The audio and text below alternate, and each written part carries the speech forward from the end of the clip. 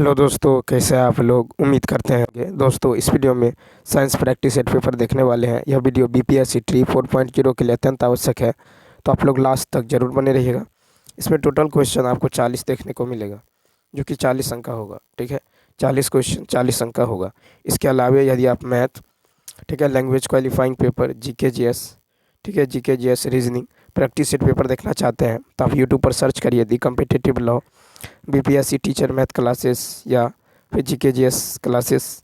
ठीक है, वहाँ पे आपको मिल जाएगा। ठीक है, तो चलिए शुरू करते हैं। क्वेश्चन नंबर जो है फर्स्ट से कहता है, एक लिफ्ट पर जो है 1200 न्यूटन का बल आरोपित किया जा रहा है।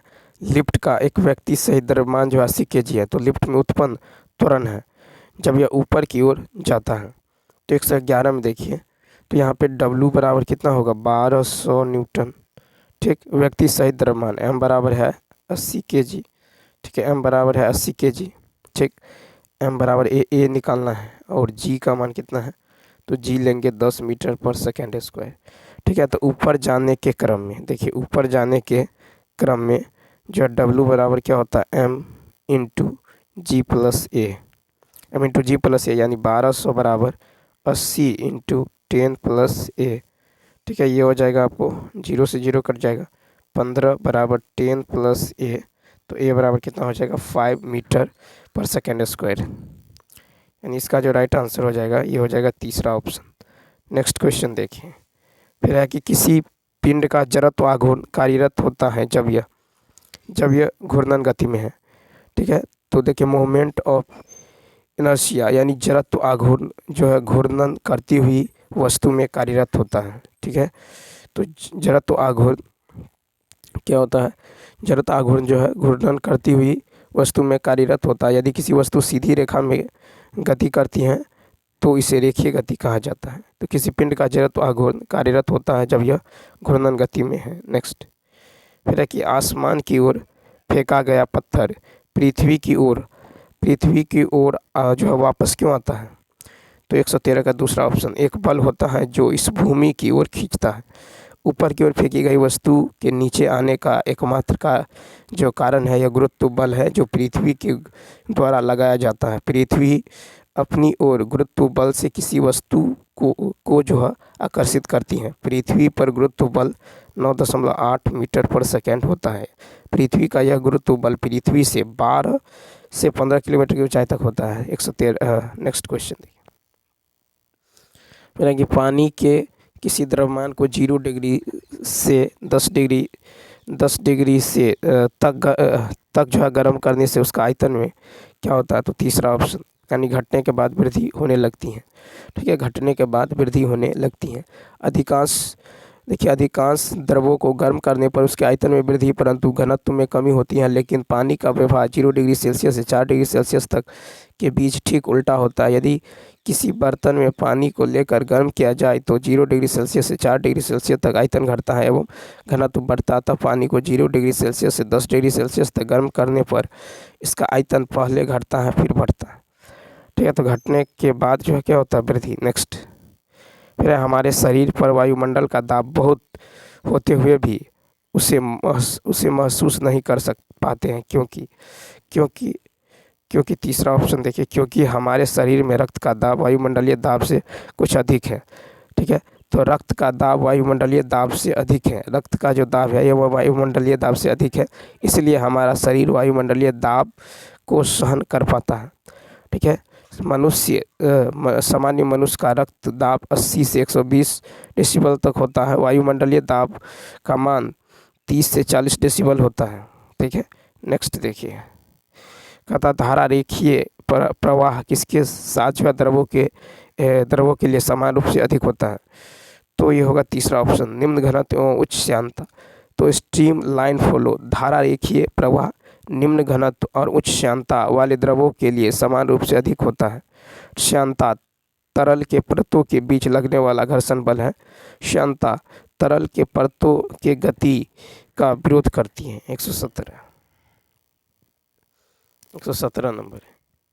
117 है कि दो तरंगे जिनकी तरंग की लंबाई 50 सेंटीमीटर तथा 51 सेंटीमीटर प्रति सेकेंड 12 विस्पंद उत्पन्न करती हैं, ध्वनि का वेग होगा। तो v बराबर क्या होगा n इंटू एस। ठीक है, v बराबर n इंटू एस। तो यहाँ पे जो हो जाएगा आपको ये हो जाएगा v बाई, देखिए v by lambda 1 minus v by lambda 2 बराबर कितना होगा 12।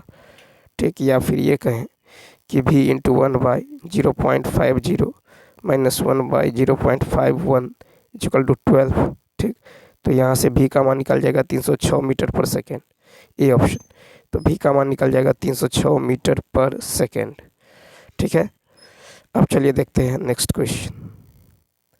फिर कहता है 5 ओम के 3 प्रतिरोध श्रेणीबद्ध होकर 1.5 वोल्ट के सेल से श्रेणी क्रम से जुड़े हैं, परिपथ की धारा का मान क्या होगा। तो 118 में देखिए, तो यहाँ पे हो जाएगा R बराबर हो जाएगा 5 + 5 + 5 यानी 15 हो जाएगा। V बराबर कितना है 1.5 वोल्ट है। ठीक है, तो I बराबर क्या होता है V बट्टा R, I बराबर होता है V बट्टा R, I बराबर V बट्टा R यानी 1.5 बाई 15 यानी ये होगा 0.1 एम्पियर, 0.1 एम्पियर। यानी इसका जो राइट आंसर होगा ये हो जाएगा तीसरा ऑप्शन। ठीक है, क्योंकि I बराबर क्या होता है V बट्टा R होता है। ठीक है, I बराबर V बट्टा R होता है, हमको धारा का मान निकालना है। नेक्स्ट क्वेश्चन देखिए,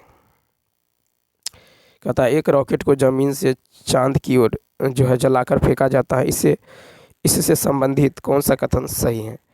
तो देखिए तीसरा ऑप्शन यदि देखें कि स्मॉल जी का मान पहले घटता है तथा चंद्रमा के समीप होने पर स्मॉल जी बढ़ता है, लेकिन यह चंद्रमा की ओर निर्देशित होता है। तो एक रॉकेट जो कि ज़मीन से चांद की ओर फेंका गया जाए तो गुरुत्वाकर्षण का मान पहले घटता है तथा चंद्रमा के समीप होने पर स्मॉल जी का मान बढ़ता है, लेकिन यह चंद्रमा की ओर निर्देशित होता है। ठीक, 120 नंबर। एक व्यक्ति 10 केजी एक कुएं से जो 5 मीटर गहराई पर स्थित है एकल पुली के प्रयोग द्वारा 120 न्यूटन के आयास के उपयोग से खींचता है। यांत्रिक लाभ, वेग अनुपात एवं क्षमता मशीन की निम्न है यदि स्मॉल जी का मान है इतना। तो 120 में देखिए, तो यहाँ पे जो है निकल जाएगा आपको 120 का जो राइट आंसर हो जाएगा ये हो जाएगा तीसरा ऑप्शन, यानी 0.833 हो जाएगा। ठीक है, तो यहाँ पे देखिए तो MA बराबर हो जाएगा L/E हो जाएगा, L/E, L यानी 100/120 यानी कितना होगा 0.833। ठीक है, 0.833। ठीक, तो L/E हो जाएगा यानी 100 में कितना 120। ठीक, उसके बाद यदि देखें और यहाँ पे हमको निकालना है तो ये तीसरा ऑप्शन हो जाएगा 1 पॉइंट। तो देखिए उसके बाद यदि हम देखें तो यहाँ पे ले लेंगे 0 पॉइंट, इसमें भी है, इसमें भी है और इसमें भी है। ठीक है, तो यहाँ पे आप क्या करेंगे, अब देखिए मशीन की क्षमता की यदि बात करें तो N बराबर होगा MA/VR इंटू में 100 हो जाएगा। ठीक है, यानी 0.83/1 इंटू 100 हो जाएगा। ठीक है, इंटू 100 हो जाएगा। ठीक है, तो यहाँ पे तीसरा ऑप्शन हो जाएगा। नेक्स्ट क्वेश्चन देखिए, 121 है कि निम्नलिखित कथनों में से कौन सा सही है। तो 121 में देखें निम्नलिखित कथनों में से कौन सा सही है, तो यहाँ पे जो राइट आंसर हो जाएगा ये हो जाएगा तीसरा ऑप्शन B और C। क्या होगा, तो B और C हो जाएगा। ठीक है, B और C की यदि बात करें तो B है उच्च बनाने। देखिए उच्च बनाने की क्रिया तरल अवस्था से गुजरे बिना गैसीय अवस्था का सीधे ठोस अवस्था में परिवर्तन है, और इसके विपरीत B और C देखिए, C है कि उच्च सांद्रता वाले क्षेत्र से निम्न सांद्रता की ओर कणों की गति विसरण कहलाती है। ठीक है, तो यहाँ पे होगा तीसरा ऑप्शन। नेक्स्ट है कि दो अलग अलग वाद्य यंत्र जैसे गिटार और हारमोनियम एक ही संगीत जो है बजाते हैं उनकी ध्वनि अलग सुनाई देती है, हालांकि वे एक ही आवृत्ति बजाते हैं, क्योंकि 122 का जो हो जाएगा, क्योंकि 122 का तीसरा ऑप्शन क्या हो जाएगा, तो तीसरा ऑप्शन यानी उनके पास अलग अलग गुण हैं, तो देखिए ध्वनि की गुणवत्ता हमें समान आवृत्ति वाली दो ध्वनि तरंगों के बीच अंतर करने में मदद करती है। ठीक है, उसके बाद देखिए तो 123 नंबर देखिए, कहता ध्वनि में डॉपलर प्रभाव उस समय नहीं सुनाई पड़ती जबकि ध्वनि का स्रोत प्रेक्षक व स्रोत की सीधे रेखा के लंबवत गमन करता हो। डॉपलर का प्रभाव लंबवत गमन में असर नहीं करता, अर्थात आवृत्ति में आभासी परिवर्तन कान के द्वारा सुनाई नहीं देता। नेक्स्ट 124 है कि Zn प्लस H2SO4 ये होगा ZnSO4 प्लस H2। ठीक है, अभिक्रिया में तो 124 का होगा तीसरा ऑप्शन। H प्लस का अवकरण हुआ है। ठीक है, H प्लस का अवकरण हुआ है। ठीक है, नेक्स्ट क्वेश्चन देखिए 125। तो यहाँ पे जो है Zn प्लस H2SO4 में ZnSO4 प्लस H2 यहाँ जिंक की ऑक्सीकरण संख्या 0 से बढ़कर 2 हो रही है, जबकि हाइड्रोजन की ऑक्सीकरण संख्या +1 से घटकर 0 हो जा रही है। ठीक है, अतः इस प्रतिक्रिया में जिंक का ऑक्सीकरण तथा हाइड्रोजन का अवकरण हुआ है। 125 कहता बोहर के सिद्धांत के अनुसार चौथे ग्रह पथ में एक इलेक्ट्रॉन की कोणीय गति 125 का 2h/π है। ठीक है, क्या है तो 2h/π। नेक्स्ट 126 है कि प्रतिक्रिया के लिए गलत कथन की पहचान कीजिए। 126 का होगा दूसरा ऑप्शन। ठीक है, तो प्रतिक्रिया के लिए 126 का हो जाएगा दूसरा ऑप्शन, यानी SO2 के प्रत्येक ग्राम के लिए 3 ग्राम जो सल्फर का उत्पादन होना।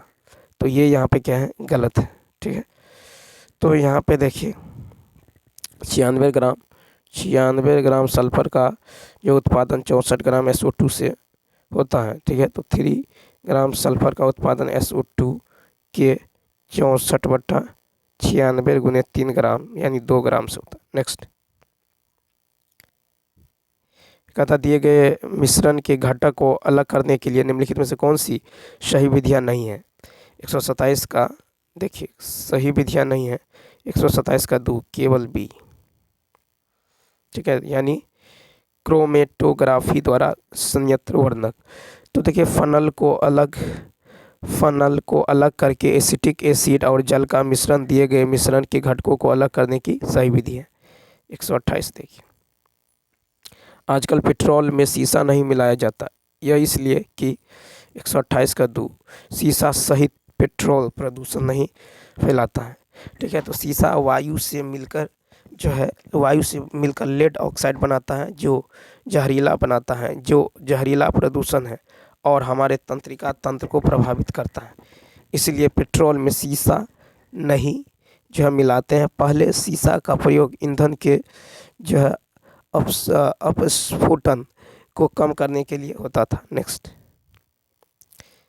फिर है कि 2 बीकर ए और बी में आयरन सल्फेट का घोल, बीकर ए और बी में क्रमशः तांबे और जस्ता के छोटे टुकड़े रखे जाते हैं। यह पाया गया कि जस्ता एक भूरा रंग जमा होता है लेकिन तांबे पर नहीं होता। इन अवलोकनों से यह निष्कर्ष जो निकाला जा सकता है कि तो 129 का देखिए 129 का फर्स्ट हो जाएगा, यानी जिंक सहित सक्रिय धातु जिसके बाद लोहा और फिर तांबा आता है। तो जिंक अधिक सक्रिय धातु है जिसके बाद लोहा और फिर क्या आता है, तांबा आता है, यानी zinc greater than iron greater than copper, ये सक्रियता का घटते क्रम। नेक्स्ट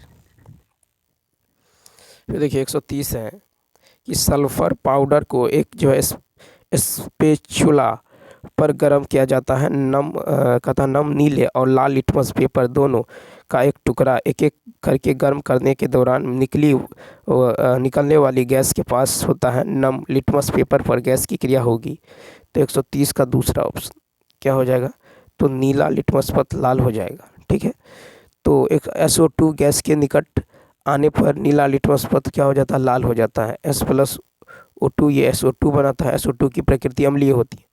131 है कि एक तत्व X जिसका परमाणु क्रमांक 13 है 17 के परमाणु क्रमांक वाले एक अन्य तत्व Y से संयोग करता बनने वाले यौगिक का सूत्र और बंध की प्रकृति होगी।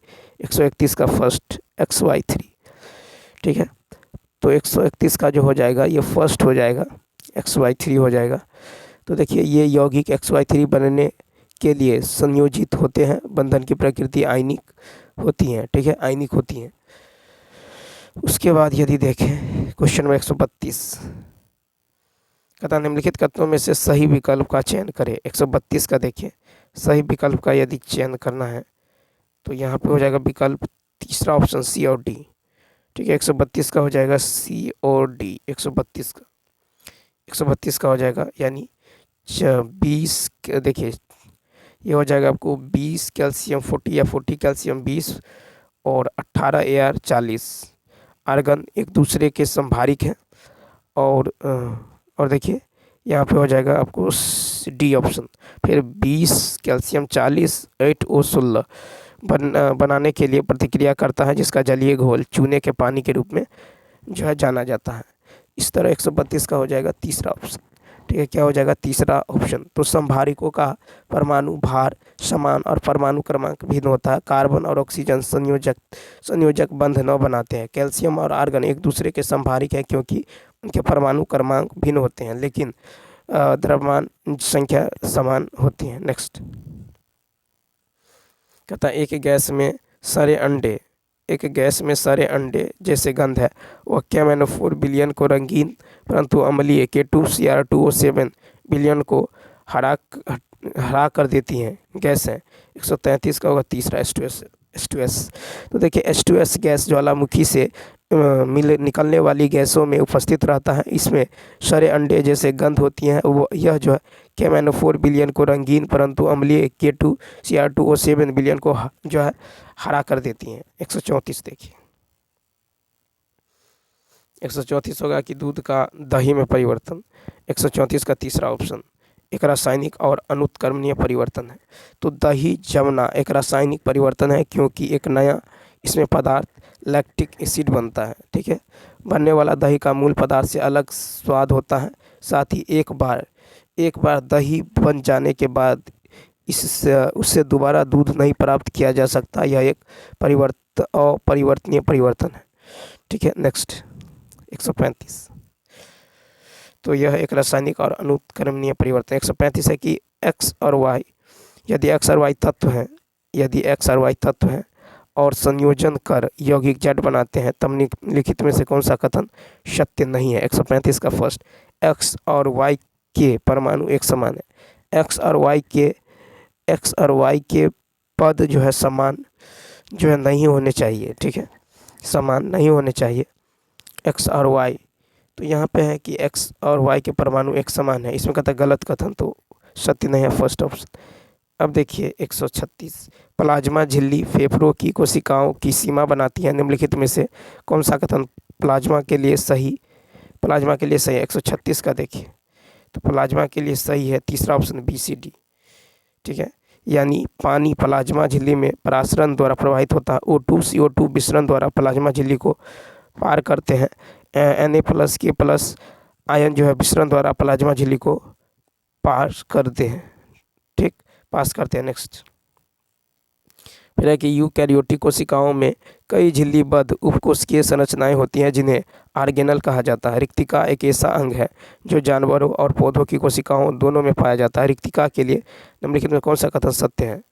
तो 137 का देखिए, तो 137 में जो हो जाएगा ये हो जाएगा आपको तीसरा ऑप्शन। क्या होगा तीसरा ऑप्शन, यानी ABD। तो रिक्तिका कोशिका द्रव होता है। पादप कोशिका को तीक्ष्णता प्रदान करती हैं। रिक्तिकाएं एमिनो एसिड शर्करा एसिड की संचित करती हैं और इसमें प्रोटीन होता है। नेक्स्ट 138 है कि हृदय की मांसपेशियों देखिए 138 है कि हृदय की मांसपेशियों के थकने का क्या कारण है। तो 138 का जो हो जाएगा तीसरा ऑप्शन, यानी बड़ी संख्या में माइटोकॉन्ड्रिया की उपस्थिति। ठीक है, तो हृदय की मांसपेशी जीवन पर्यंत निरंतर पंप करती हैं और जो है और थकान के लिए अत्यधिक प्रतिरोधी होने के लिए अनुकूलित होती हैं। कार्डियो मायोसाइट्स में बड़ी संख्या में माइटोकॉन्ड्रिया होते हैं। कोशिका का बिजली घर निरंतर जो है एरोबिक श्वसन और यांत्रिक मांसपेशियों के संकुचन के लिए आवश्यक ATP जो है उत्पादन को सक्षम करता है। ठीक है, क्या करता है, तो सक्षम करता है। ठीक है, तो यहाँ पे हो जाएगा आपको इसका राइट आंसर तीसरा, बड़ी संख्या में माइटोकॉन्ड्रिया की उपस्थिति। नेक्स्ट द्विबीजपत्री पौधों में ग्राफ्टिंग संभव है लेकिन एक बीजपत्री पौधों में नहीं। यह द्विबीजपत्री पौधे निम्नलिखित स्थितियों में एक ही उपस्थिति के कारण होता है। 139 का होगा फर्स्ट, कहता है वलय में व्यवस्थित खुले संवहनी बंडलों की उपस्थिति के कारण। ठीक है, अब देखिए 140 है कि पेरेनकाइमा, कॉलरेनकाइमा और स्कोलेनकाइमा पौधे में साधारण अस्थायी उत्तक के प्रकार है। निम्नलिखित में से कौन सा कथन जो है कॉलरेनकाइमा के लिए सही है? तो दूसरा ऑप्शन देखिए, यहाँ पे हो जाएगा आपको यानी बी और सी हो जाएगा। तो बहुत कम अंतरकोशिकीय स्थान है, शंकुओं पर कोशिकाएं अनियमित रूप से मोटी जो है हो जाती हैं। ठीक है, तो कॉलरेनकाइमा उत्तक वर्ष 1839 में स्लाइडेन नामक वैज्ञानिक द्वारा दिया गया था। वे जीवित कोशिकाएं होती है जिनमें जीवित प्रोटोप्लाज्म और अक्षीय रूप से लंबी कोशिकाएं होती हैं। ठीक है, उसके बाद देखिए नेक्स्ट क्वेश्चन देखिए 141 देखिए, कहता है कि जीनस पाइनस के पेड़ों को मार्सलिया जीनस की तुलना में उच्च समूहों में रखा गया है क्योंकि निम्नलिखित में से एक विशेषता की उपस्थिति है। 141 का 2 बीज की उपस्थिति। तो पाइनस जिम्नोस्पर्म से संबंधित जिसमें नग्न बीज होते हैं, जबकि मार्सलिया जो है टेरिडोफाइटस से संबंधित होते हैं जिनमें बीज जो है नहीं होते हैं। ठीक है, उन दोनों में संवाहक उत्तक और विभेदित पौधों का शरीर होता है लेकिन उन दोनों में जो पुष्प नहीं होते हैं। 142 नंबर।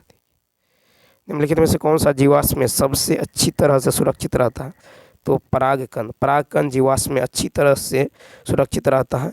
परागकोश में अर्ध जो है सूत्रण द्वारा जो अगुणित परागकणों जिन्हें जो माइक्रोस्पोर कहते हैं की उत्पत्ति माइक्रोस्पोरोजेनेसिस कहते हैं। नेक्स्ट, फिर है कि जब गोल बीजों वाले लंबे पौधे को झुर्रीदार बीजों वाले बोने पौधे के साथ संकरित किया गया था तो F1 पीढ़ी में तभी संतान लंबे पौधे हुए जो गोल बीज उत्पन्न किया। मेंडल के स्वतंत्र वर्गीकरण के नियम के अनुसार F1 को झुर्रीदार बीज उत्पन्न करने वाले लंबे पौधे के साथ जो है संकरण कर दिया जाए तो कितने प्रतिशत वंश जो है झुर्रीदार बीज उत्पन्न करेंगे?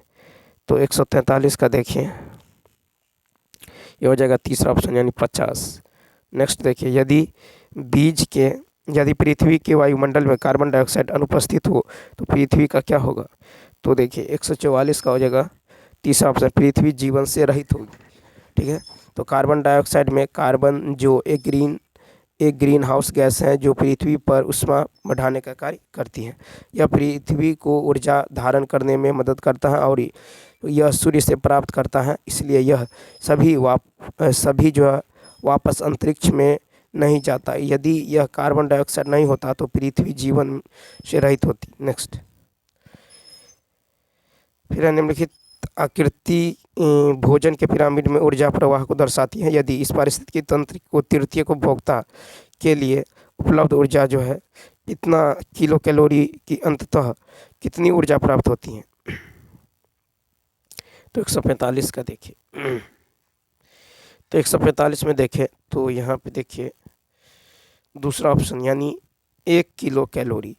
ठीक है, तो 145 का हो जाएगा कि पौधे कुल सूर्य के प्रकाश का केवल 1% हिस्सा प्राप्त करता है, इसलिए जो है 1 लाख का 1% जो निकालिएगा 1000 किलो कैलोरी उत्पादक होगा।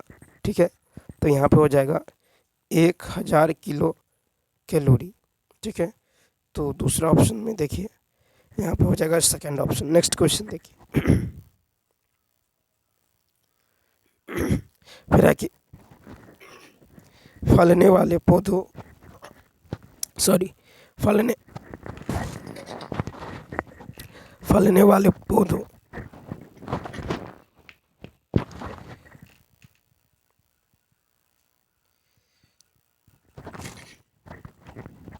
देखिए फलने वाले पौधों की प्रजातियों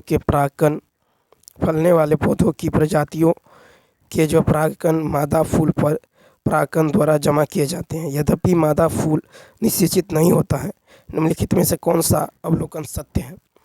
तो 146 का फर्स्ट, फल नहीं बनेगा। ठीक है, तो देखिए फूल वाले पौधे पराग, बीजांड, बीज और फल उत्पादन करते हैं। फलों के पौधों में निषेचन जो है परागन नामक एक प्रक्रिया के माध्यम से होता है। बीज और फल तभी बनेंगे जब एक फूल वाले पौधे में निषेचन प्रक्रिया सफल होगी। नेक्स्ट, फिर है कि हृदय मेम्ब्रेन की 2 परतों से ढका होता है। यह झिल्लियों को क्या कहा जाता है? 147 का 2 यानी पेरिकार्डियल मेम्ब्रेन। तो यह हृदय के लिए खोल या कवर के समान कार्य करती हैं। हृदय की दीवार 3 परतों से मिलकर बनी होती है, एपिकार्डियम और मायोकार्डियम, ठीक है, और जो है एडोकार्डियम। इसमें पेराकार्डियम झिल्ली होता है जो फेफड़ों का डायफ्राम के संकुचन व गति के वक्त उसके प्रभाव से हृदय को बचाता है। 148 कथा निम्नलिखित में से कौन सा यौगिक गुर्दे की पथरी का निर्माण करने वाला सर्वाधिक सामान्य यौगिक है? 148 का होगा फर्स्ट, कैल्शियम ऑक्जेलेट। तो किडनी स्टोन का रीनल, ठीक है, लिथिएसिस या कैलकुली भी कहते हैं, ये क्रिस्टल के बनने के कारण होता है। ये क्रिस्टल ब्रिक में जो मूत्र मार्ग तक जाते हैं और वहाँ मूत्र त्याग करते समय बाहर निकलते हैं, ठीक है। ये स्टोन गुर्दे की पथरी के नाम से जाना जाता है। इसे कैल्शियम ऑक्जेलेट के बने होते हैं। 149 फिर है कि भूकंप लेखी एक ऐसा यंत्र है जिसका उपयोग भूकंप की तीव्रता मापने में किया जाता है। भूकंप लेखी में मुख्यतः है 149 का फर्स्ट, यानी कंपमान क्षर। तरंगों को सिस्मोग्राफ नामक एक उपकरण द्वारा रिकॉर्ड किया जाता है। यह उपकरण केवल एक कंपन करने वाली क्षर या पेंडुलम है जो झटके आने पर कंपन करना शुरू करता है, ठीक है। नेक्स्ट 150 देखिए, फिर चक्रवातों के महाविपदा प्रबंधन में निम्नलिखित में से कौन सा अहम भूमिका निभाता है? 150 का तीसरा ऑप्शन, प्रारंभिक एवं प्रभावी पूर्व सूचना तंत्र, ठीक है। तो ये हो जाएगा आपको चक्रवातों के महाविपदा प्रबंधन में जो है कौन सा अहम भूमिका निभाता है? तो प्रारंभिक, प्रभावी और पूर्व सूचना तंत्र। तो चलिए दोस्तों, इस वीडियो में इतना ही। यदि यह वीडियो अच्छा लगा हो तो लाइक, शेयर और सब्सक्राइब करना न भूलें। Thanks for watching.